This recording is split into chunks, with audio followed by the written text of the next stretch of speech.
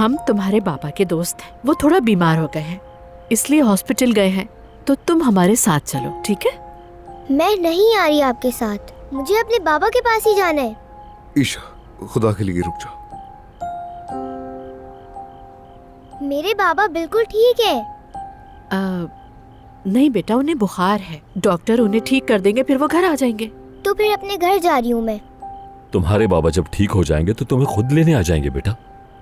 वो आपके घर आएंगे? जी बेटा।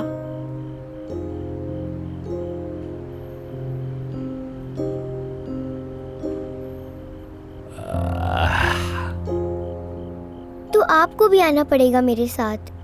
हाँ बिल्कुल, हाँ मैं भी आऊंगा वहां पर।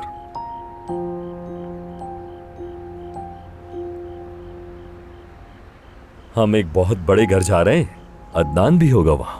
लेकिन मैं तब तक रहूंगी जब तक मेरे बाबा ठीक नहीं हो जाते। जरूर, हमारे साथ चलो।